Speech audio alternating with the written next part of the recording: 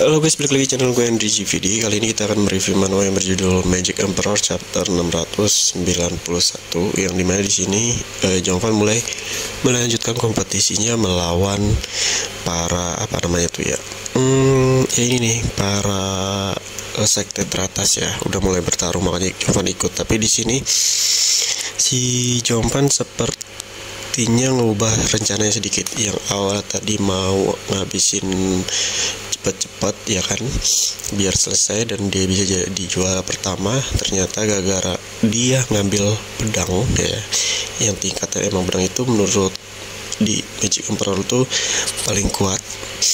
Makanya di sini gara-gara pedang itu juga dia terkena goresan di tangannya ya, yang emang susah diobati ya, karena mungkin perbedaan ranah dari pedang sama kekuatan tangannya guys.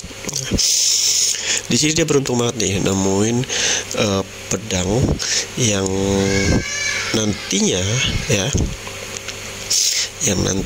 itu pedang bakal ngebantu buat ngelawan musuh-musuh kuat guys. Nah, tapi di sini dia harus nyembunyiin guys. Kenapa harus disembunyiin? Yang pertama, ranah si Jongvan ini kan masih di bawah mereka semua yang ada di kompetisi, yang di para tetuanya tuh guys. Itu yang pertama. Nah, yang kedua juga di sini pedang yang diambil Jongvan itu ternyata pedangnya si Kun Feng. Nah, yang dicari banyak orang. Kun Feng pun masih nyari guys ya pedang tersebut. Nah, makanya di sini si Jongvan nggak mau sampai ketahuan sama mereka ya, meskipun nanti juga ketahuan, tapi pas si Jongvannya mungkin udah jadi kuat ya. Kelihatan tuh lengannya sampai ada goresan, dia tutupin pakai apa tahu tuh. Makanya di sini dia kayak buru-buru ya, yang biasanya dia santai nunjuk kekuatan, malah pas yang seharusnya tadi pada pada kagum lah, karena Jongvan menghormatin musuhnya, karena musuhnya kan baik juga, jadi nggak licik gitu. Tapi di sini malah dia terlihat kayak buru-buru buat biar musuhnya tuh kayak diprovokasi lah ya sama Jongvan, biar musuhnya tuh cepet-cepet ngeluarin kekuatannya, karena dia takutnya ketahuan guys kalau dia nyembunyiin pedang, dan pedangnya itu juga ditaruh di dalam persembunyian alatnya itu guys ya kan. Nah, karena di sini sebenarnya nggak masuk rencana Jongvan ya, karena musuh yang dihadapin Jongvan ini sebenarnya itu bakalan kayak kayak nggak akan ikut pertarungan selanjutnya dan menyerah. Tapi karena ngelihat teman-temannya dia yang lain ya dari sekte teratas yang semangat sama kekuatan Jongvan, dia jadi ikut-ikutan guys. Jadi dia itu kayak udah tahu gue bakal kalah nih, tapi seenggaknya gue bisa ngeluarin kekuatan gue buat belajar sama musuhnya. Jadi dia berpikir seperti itu. Jadi dia udah tahu tuh. Nah, masalahnya sih soal waktu. Nah, takutnya di sini Jongvan makanya nyembunyiin lukanya juga. Takutnya nanti itu bakal dimanfaatin sama sekte-sekte lain guys yang teratas. Gue juga nggak nyangka ya, maksudnya ada aja kepikiran penulisnya yang tadinya tuh sebelum ada kejadian kayak gini, gue ngiranya tuh si Jongvan itu bakalan kayak kayak bakal mudah lah ngelawan sekte-sekte teratas ya, bakal gampang. Paling yang kuat itu kayak cuman seniornya ya, itu pun pasti bisa dikalahin sama Jongvan. Nah, karena sekarang udah ada kayak luka ya, di nerf ya.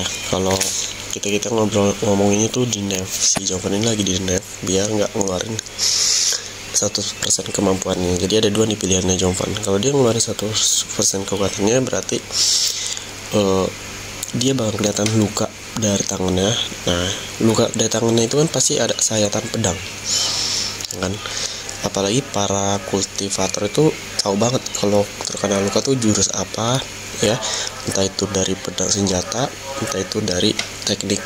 Nah, takutnya di sini pasti mereka pada tahu ternyata si Jongvan terluka oleh pedang, pasti dicari tahu pedang mana coba yang bisa ngelukain si Jongvan, pasti ketahuan kan. Makanya mau disembunyiin pun pedangnya tetap aja, kayak para tetua juga bakalan tahu, oh kalau si Jongvan ini nyembunyi sesuatu nih ya. Berarti pedang yang bisa, senjata yang bisa ngelukain Jovan itu senjata yang di atas, yang kekuatan itu luar biasa. Nah pasti dicari tahu dan ujung-ujungnya ya kena lagi, ya kan? Ya di sini makanya Jovan udah biarin nanti aja deh ya. Nah untungnya lawannya ini musuh-musuhnya juga nggak terlalu kuat untuk yang sekarang ya, pertarungan sekarang dipastikan dia menang. Cuman gue nggak tahu nih untuk ngelawan si yang rambut merah satu lagi, terus yang mata naga ya, yang lawan atau rival itu ya. Tapi abis ini kayaknya nih, ini kan lagi pertarungan antar kodam. Kalau kalian lihat pada ngeluarin monster masing-masing, jadi jarang bertarung secara fisik ya, mereka bertarung secara kodam. Jadi siapa yang kekuatannya paling kuat ya mereka itu yang menang guys. Nah di sini ya, di sini kita lihat terpojok sih dari tim lawan juga nggak bisa ngelawan. Nah, tapi kita nggak tahu nih, kan belum keluar tuh pemimpinnya ya. Kalau ngelawan teman-teman yang Jovan yang lain, apakah dia bakalan menang ya, kita lihat aja guys, bakalan seru. Nah pedang yang tadi kemarin yang gue bilang ini yang Jovan pegang itu, yang pedang itu udah dirubah ya, udah dimurnikan lah ya sama si Jovan ini menjadi milik dia ya. Itu sih untuk saat ini nggak akan dikeluarin guys pedang itu, karena pedang itu emang jadi incaran seluruh orang-orang ya. Apalagi tahu yang ada si Jovan nggak bisa keluar dari sektenya, nggak bisa keluar dari si pertarungan ini ya kan. Bisa jadi bakalan dia tuh bakalan dijadiin apa namanya, oh iya belum aja ketahuan nama ketua sekte demonik. Nah apalagi ketua sekte demonik demen banget tuh ya kan, kalau sampai dia ngambil, wah udah habis lah si Jovan, nggak akan bisa kemana-mana lagi guys ya. Nah pertarungan selanjutnya kayaknya sih bakalan ngelawan entah itu rambut si merah atau satu lagi tuh guys, ada tuh yang kayak emang kekuatannya yang selalu mantau si Jovan ya, untuk ngelawan yang mata naga itu kayak nanti ya, kayak nanti. Nah gue penasaran nih kalau ngelawan si rambut merah, apakah si Jovan bakalan kesulitan atau enggak kayak waktu itu, atau dia bakalan ngeluarin seluruh kemampuan dia di sini ya melawan si rambut merah. Nah, rambut merah juga belum ngeluarin 100% sepertinya ya waktu itu. Nah pasti dia juga punya jurus yang lain nih. Oke, mungkin cukup sampai sini. Jadi kalau kalian yang mau belajar desain ilustrasi, desain website, aplikasi, UX UI ya, atau bisa menghasilkan lah ya, yang menghasilkan uang, gue juga ngajarin gitu. Kalian bisa cek di playlist YouTube gue, di situ juga gue ngajarin desain grafis. Jadi gue bukan hanya ngajarin skillnya, tapi ngajarin gimana cara menghasilkan uang juga ya, entah itu kerja freelance atau kerja sebagai remote. Terima kasih udah nonton video gue, sampai jumpa lagi di next video.